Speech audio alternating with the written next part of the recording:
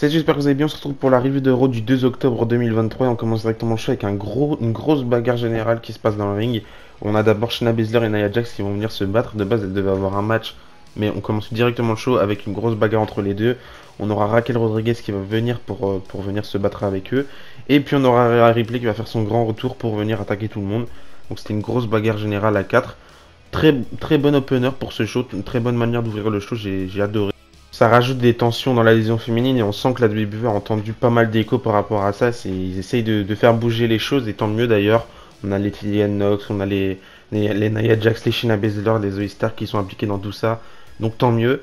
Et c'est là où est-ce qu'on veut voir tous Rhea Ripley plutôt que de la voir dans les programmes masculins. Même si ça peut être sympa de temps en temps, ça peut rajouter quelque chose d'intéressant, notamment pour elle. Mais je pense que on a plus besoin de Rhea Ripley du côté de la division féminine que du côté de la division masculine où tout se passe plutôt bien actuellement. Donc je trouvais que c'était une super bonne manière de commencer le show. D'ailleurs, Rhea Ripley n'aura pas terminé directement après ça. Il y aura les agents de sécurité, même elle aura mis un riptide à un agent de sécurité, c'est impressionnant à voir. Mais elle va rester dans le ring, elle va se faire rejoindre par Judgment Day et elle va faire parler son mécontentement. Elle s'était absentée pendant quelques semaines et elle constate qu'entre temps, il s'est passé pas mal de choses où elle est déçue. Elle est déçue premièrement que Dominic Mysterio a perdu son titre. Elle revient, elle voit que Dominic Mysterio n'est plus champion. Elle lui laisse une chance demain à NXT, enfin du coup ce soir au moment où je lance cette vidéo, à NXT. Il aura son rematch face à Trick Williams, le nouveau champion nord-américain. S'il revient pas avec le titre, elle lui dit que c'est plus la peine qu'il revienne à la maison. Donc c'est un gros ultimatum pour Dominic Mysterio. D'ailleurs, c'est possible qu'il redevienne champion nord-américain, ça me choquerait pas personnellement. Mais je pense que on commence à avoir deux trois petites tensions dans le Judgment Day. C'est peut-être la fin du Judgment Day prochainement. Je pense pas non plus que ça va se faire tout de suite. Il y a encore pas mal de choses à écrire. Et personnellement, j'y prends goût aussi à ce Judgment Day, groupe que j'aimais pas du tout au départ. Je me rappelle qu'en 2022, quand le groupe se crée, je détestais limite ce groupe-là, cette faction-là. Mais là, on commence à y prendre goût. On commence à avoir des trucs assez intéressants. Je trouve que Triple H, il se débrouille plutôt pas mal avec le Judgment Day. Il a rendu le truc assez intéressant, donc tant mieux. Et, euh, et du coup, on aura Judgment Day qui sera dans le ring. On aura Jey Uso qui va venir, qui va faire deux trois petites blagues à la Ripley en disant qu'elle avait plus de balls que Roman Reigns. C'était assez marrant. Mais ensuite, on aura JD McDonagh qui va débarquer, qui va attaquer Jey Uso dans le dos. Donc on aura Dominic Mysterio et JD McDonagh qui vont attaquer Jey Uso. Jusqu'au moment où Cody Rhodes va débarquer pour venir secourir Jey Uso. Et on aura Adam Pearce qui va venir pour mettre fin au chaos. Et il nous annonce du coup que Cody Rhodes et Jey Uso vont affronter du coup Finn Balor et Damian Priest à Fastlane pour les titres par équipe. Histoire de mettre un point final à tout ça, même si je pense pas que ce sera le point final. Je pense qu'on a Survivor Series qui débarque, et encore une fois, très possible qu'on ait le War Games match. Mais je trouve ça hyper intéressant. Et en vrai, j'aime bien le booking de tout ce qui se passe avec Judgment Day. JD McDonagh, j'adore son booking et je vous l'ai déjà dit. Là, pareil, cette combinaison entre Cody Rhodes et Jey Uso pour faire patienter, même si on sait que c'est pas non plus un gros moment de patientement, puisque c'est vraiment deux gros superstars actuels qui se mettent en équipe, et c'est quand même quelque chose d'assez gros. Et de voir ce match-là à Fastlane, je trouve ça hyper bien. Maintenant, à voir comment ça va se passer pendant ce match-là. Je pense pas non plus qu'ils deviendront champions par équipe, mais je crois qu'on a Cody Rhodes qui va dire plus tard dans la soirée que ils seront à SmackDown, Jey Uso et Cody Rhodes, pour terminer deux trois petites choses avec la Bloodline, j'imagine. Donc ce serait une bonne manière pour eux pour aller à SmackDown que de gagner du coup les titres par équipe pour pouvoir y aller plus facilement. Enfin bref.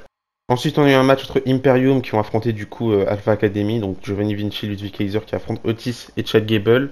Le match a duré 10 minutes, le match était sympa en vrai. J'ai bien aimé le match. Ce qui m'a intéressé le plus dans ce match-là, c'est la victoire de Imperium, et tant mieux parce que je pense que Imperium c'est une des équipes actuellement de la WWE qui a le plus de potentiel, de faire de grandes choses et de rendre cette division par équipe encore meilleure. Même si pour l'instant elle devient de plus en plus bonne, je trouve, cette division par équipe. Et malheureusement, ils perdaient souvent leur match. Et là, ils commencent à gagner. Ils commencent même à gagner contre quelqu'un de over comme Chad Gable. D'ailleurs, j'ai l'impression qu'ils ont un petit peu abandonné le programme Chad Gable pour l'instant. On verra si par la suite ça va continuer ou pas. Mais en tout cas, la victoire de Imperium m'a fait extrêmement plaisir. Et tant mieux qu'ils arrivent à chercher des victoires même en équipe. Parce qu'en général, c'est un petit peu la galère de ce côté-là. Ensuite, Bronson Reed a affronté Cedric Alexander. Ça m'a fait extrêmement plaisir de revoir Cedric Alexander, même si le match n'a pas duré très longtemps. Mais Cedric Alexander, on le sait tous, c'est un mec hyper talentueux. Et moi qui le suis depuis bien avant la WWE, je trouve qu'il mérite de faire plus de choses dans le roster principal. Ça avait bien commencé quand il avait son programme face à AJ Styles en 2019. Malheureusement, à part ça, il n'a pas eu grand chose, mis à part son petit run de champion par équipe Avec le Hurt Business, où là, ça commence à redevenir bien.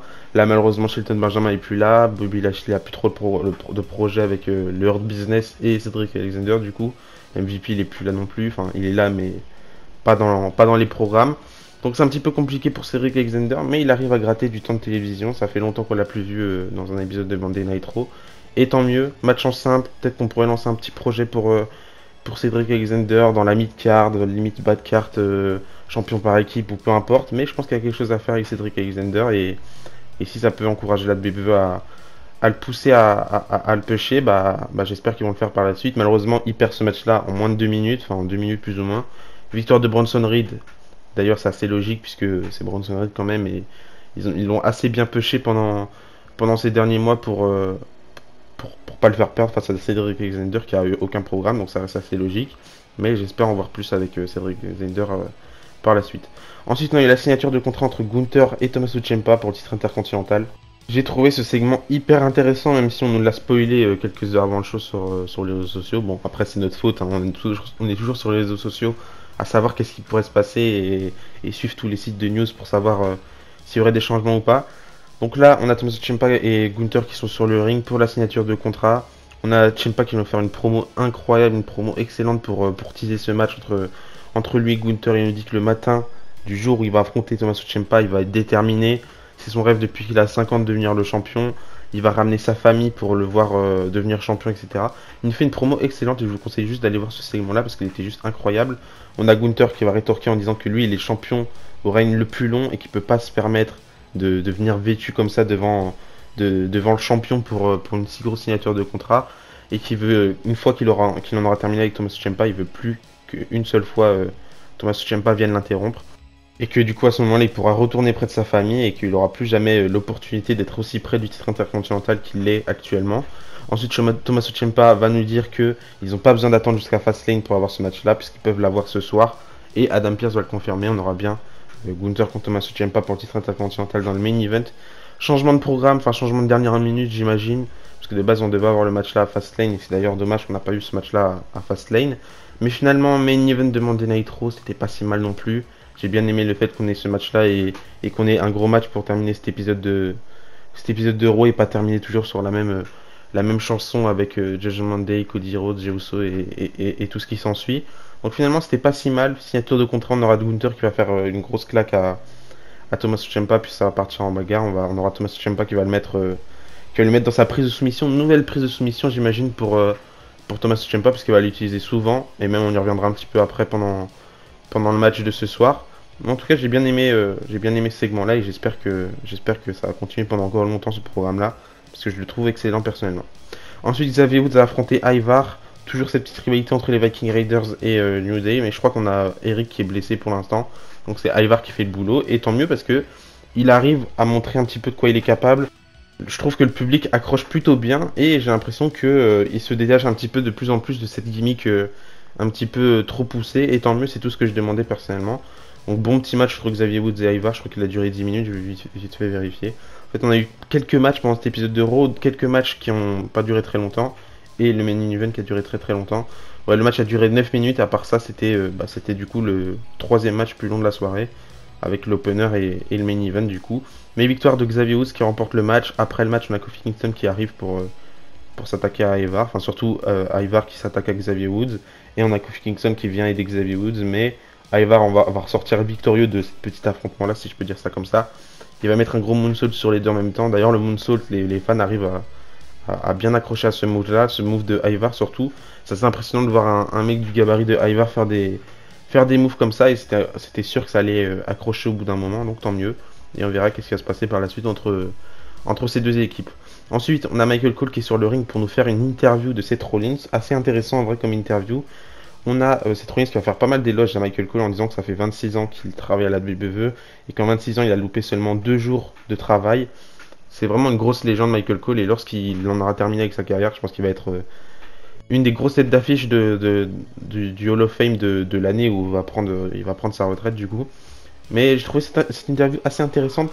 Par contre, quelques petites choses à noter par rapport à cette interview là, c'est que c'est la deuxième fois en 2 semaines je crois que à chaque fois que Seth Rollins y parle, il fait 2 références à CM Punk sans le vouloir. Là, je crois qu'il va parler de de puppets et de marionnettes ou de peu importe, je sais plus de quoi il parle. Et ça fait référence à une promo que CM Punk avait fait du coup du côté de la Ring of Honor. Les gens ils considèrent ça comme la première pipe bomb de CM Punk, on peut dire ça comme ça. Mais c'était une référence assez cachée. Enfin, c'est surtout Michael Cole qui le dit à ce moment-là, et pas Seth Rollins. Mais Seth Rollins c'était dans le segment. Et la semaine dernière, ou il y a 2 semaines, je crois, on aura Seth Rollins qui va se revendiquer comme le best in the world, le meilleur du monde. Et on le sait tous, bah, c'est la catchphrase de CM Punk. Donc en vrai, ça m'étonnerait pas de voir CM Punk débarquer à la WWE, peut-être du côté de Survivor Series qui aura lieu à Chicago, ça m'étonnerait pas du tout.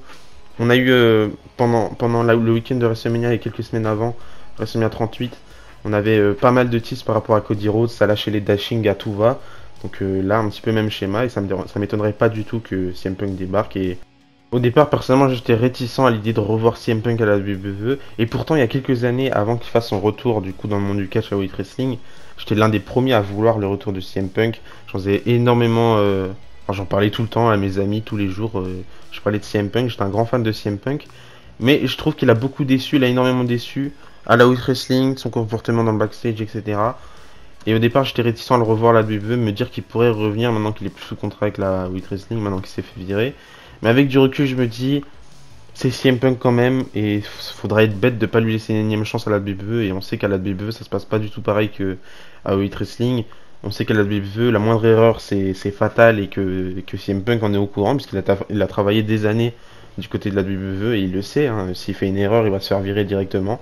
Donc je pense qu'on pourrait laisser une dernière chance à CM Punk, et ce serait vraiment fou de le revoir dans un ring de la WWE après quasi 10 ans, hein, puisque en 2024 ça va faire 10 ans, début 2024 ça va faire 10 ans, 10 ans qu'il a quitté la WWE, c'est déjà énorme, ça fait énormément de temps, 10 ans, mais bon c'est pas le sujet. On a Citroën qui a parlé de son match la semaine standing contre Shinsuke Nakamura, il dit que c'est son premier la semaine standing. On aura Shinsuke qui va apparaître sur le Titantron, mais puis qui va arriver par la foule pour attaquer Seth Rollins dans son dos, toujours la même chose avec le dos de Seth Rollins qui est blessé. Il va compter jusqu'à 10, mais il va compter surtout jusqu'à 7, puisque Seth Rollins va se relever à 7. Ensuite, il va réattaquer Seth Rollins, mais va se relever à 9. Et ensuite, il va lui faire une side slam, et il va pas se relever au compte de 10. Et du coup, Shinsuke va célébrer avec le titre maintenant que le compte de 10 est terminé. Hâte de voir ce match-là à Fastlane en espérant le bon résultat. Tout le monde veut voir Shinsuke champion, je pense que c'est le moment. C'est peut-être le moment ou jamais, on répète souvent des choses comme ça. On l'a répété avec Finn Balor du côté de SummerSlam, maintenant avec Shinsuke. J'espère que la WWE va faire le bon choix, même si c'est trop en soi, ça me dérange pas qu'il reste champion. C'est juste que là, Shinsuke, il fait tellement du bon travail ces derniers temps que on veut tous le voir champion et il mériterait au moins une fois de devenir champion du monde avant qu'il prenne sa retraite. Faut pas oublier que Shinsuke il est pas non plus tout jeune, même s'il reste encore en grande forme. C'est pas non plus, il est pas non plus dans la vingtaine ou dans la trentaine. Là, il est vraiment dans la quarantaine et on sait que c'est un petit peu plus ou moins l'âge où les catcheurs commencent à prendre leur retraite. Enfin bref.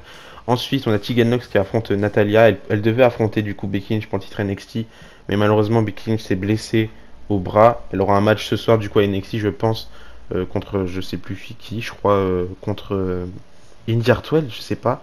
Enfin bref, j'ai oublié contre qui elle devait se battre. En tout cas, elle sera à NXT. Peut-être qu'elle aura pas de match, mais le match du contre Tegan Nox et Becky Lynch sera reporté à plus tard. Mais du coup, elle affronte Chelsea Green. Match très rapide, victoire de Tegan Nox qui remporte le match. Cette défaite de Chelsea Green me dérange pas du tout personnellement. Je pense que c'était le bon choix de faire remporter le match par Tegan Nox. Et à la fin du coup on aura Natalia qui va venir célébrer, si je peux dire ça comme ça, avec Tegan Nox. Ensuite on aura Drew McIntyre et le Miz qui seront dans le ring. On aura le Miz qui va faire des tas de reproches à Drew McIntyre en disant encore une fois que c'est un lâche de ne pas venir aider Jey Uso qui se faisait attaquer.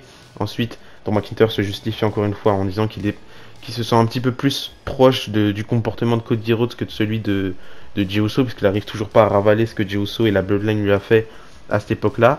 Ensuite, le Miz il va continuer les reproches en disant que donc McIntyre il serait capable je crois qu'il a dit un truc comme ça. En gros, McIntyre il serait capable d'attaquer Seth Rollins en backstage pour avoir une opportunité au titre. Et puis Drew McIntyre il lui dit que lui il préfère mériter ses matchs, remporter tous ses matchs pour avoir une opportunité plutôt que d'agir comme ça. Ensuite, au moment où le Miz va continuer à faire tous ses reproches, on aura Drew McIntyre qui va en avoir marre. Il va demander au Miz d'arrêter de parler. C'est plus le moment de parler, maintenant c'est le moment de se battre. Mais le Miz va dire que sa maman lui a toujours dit que de temps en temps il était mieux de fuir la bagarre et de se comporter en héros. Donc c'est ce qu'il va faire. Il quitte le ring et pendant que Drew McIntyre est de dos, on a le Miz qui revient dans le ring pour attaquer Drew McIntyre. Et du coup, un match se lance entre les deux. D'ailleurs, le Miz il va rester en costard parce qu'il était en costard pendant le segment là et pendant la promo d'avant-match, si je peux dire ça comme ça. Le match n'a pas duré très très longtemps, victoire de Drew McIntyre évidemment. Et plus tard, on aura Drew McIntyre qui va dire qu'il s'en veut et qu'il est désolé de son comportement. Un petit peu comme s'il était bipolaire, et c'est ce que reproche le Miz à Drew McIntyre, en disant que Drew McIntyre il a une double personnalité. Et on sent vraiment que petit à petit Drew McIntyre se dirige plutôt vers le côté sombre de Drew McIntyre et de sa personnalité que du côté Drew McIntyre qu'on a connu pendant toutes ces années 2020 où il était dans cette route vers le championnat du monde. Enfin bref, j'ai bien aimé en vrai ce segment-là et j'aime beaucoup comment Drew McIntyre se comporte actuellement et j'ai hâte de voir la suite. Et pour terminer du coup cet épisode de Raw, on a enchaîné avec le titre intercontinental, le match pour le titre intercontinental. Gunther qui défendait son titre face à Tommaso Ciampa. 23 minutes de match. Et en plus d'ailleurs ils ont mis le full match sur YouTube, je vous conseille d'aller le voir. C'est rare qu'ils font ça juste après le show et le match était juste excellent. C'est un match où on voit pas non plus des gros flashy moves comme on pourrait le voir avec des catcheurs comme Ricochet. Là c'est plutôt de la bagarre pure, des grosses chops. En plus Tommaso Ciampa il renvoyait à chaque fois les coups que Gunther lui envoyait et j'ai trouvé le match excellent. Sur la fin du match, ça s'enchaîne avec les sleeper roll suplex, les soumissions de Tommaso Ciampa qui arrêtait pas d'enchaîner. Il était à deux doigts de remporter ce match-là face à Gunther, mais finalement Gunther va ressortir victorieux avec un sleeper hold encore une fois, et l'arbitre va décider d'arrêter ce match-là. C'est pas Tommaso Ciampa qui a tapé pour abandonner, mais c'est l'arbitre qui a décidé d'arrêter là. Il aurait peut-être pu continuer, c'est peut-être pour ça que ça justifie un petit peu une victoire clean, mais pas trop clean du côté de Gunther. Enfin, du moins, c'est une victoire clean, mais Tommaso Ciampa, il en ressort pas non plus très affaibli de cette victoire-là et de cette défaite de sa part, du coup. Après le match, on aura Giovanni Vinci et Ludwig Kaiser qui vont attaquer Tommaso Ciampa, pendant que Gunther, lui, rentre en coulisses. Et à ce moment-là, enfin, le grand retour de Johnny Gargano qui va venir aider Tommaso Ciampa. C'était juste fou comme moment, j'ai bien aimé qu'on termine le show de cette manière-là. Enfin, le retour de Johnny Gargano, je me demandais quand est-ce que ça allait arriver enfin. Et là, c'est le grand moment. Il arrive, il met son slingshot spear sur Ludwig Kaiser, si je dis pas de bêtises. Ensuite, il va enchaîner les super kicks pour venir aider Tommaso Ciampa. Ils vont se faire un regard. Ensuite, ils vont terminer avec leur double kick, leur finisher à deux de DIY. C'est enfin la réunion de DIY, cette réunion qu'on attend tous depuis des années et des années. Et là, enfin, on l'a. En plus, le public a super bien réagi à ça. Même si à la fin, leur finisher à deux a été coupé parce qu'il y avait plus tout le temps de télévision à ce moment-là. C'était juste un grand moment et ça a fait beaucoup parler sur les réseaux sociaux, ce grand retour de DIY. J'espère qu'ils vont mettre la deuxième pour enchaîner avec plein de programmes entre les deux parce qu'il y a vraiment quelque chose à écrire. Et Imperium contre DIY, ça pourrait juste être excellent. Peut-être qu'ils vont rajouter quelqu'un dans l'histoire là, peut-être Dexter Lumis ou quoi que ce soit. Peu importe, moi je veux juste voir DIY sur le devant de la scène et voir qu'est-ce qu'ils vont nous réserver par la suite. Limite, je dirais que la seule et dernière étape qui me manquerait à cette histoire-là, ce serait le retour du vrai film song de Johnny Gargano. Peut-être le retour du film song de DIY et sortez-moi un t-shirt DIY que je l'achète directement. Je suis tellement fan d'eux, c'est incroyable. Enfin bref, c'est comme ça que se termine cet épisode de Monday Night Raw. Encore une fois, un super bon épisode. Il n'y a rien du tout qui m'a dérangé, rien du tout qui m'a déplu. Donnez-moi votre avis par rapport à ce show dans les commentaires. Dites-moi ce que vous en avez pensé, surtout de ce segment final avec DIY, la réunion de DIY. On se retrouve du coup cette semaine pour mes pronostics de Fastlane, puisque Fastlane c'est cette semaine. Gros show Fastlane qui nous attend, j'ai hâte de voir ça. Et d'ici là, je dis à la prochaine, n'oubliez pas, tant qu'à catch l'espoir. Bisous bisous.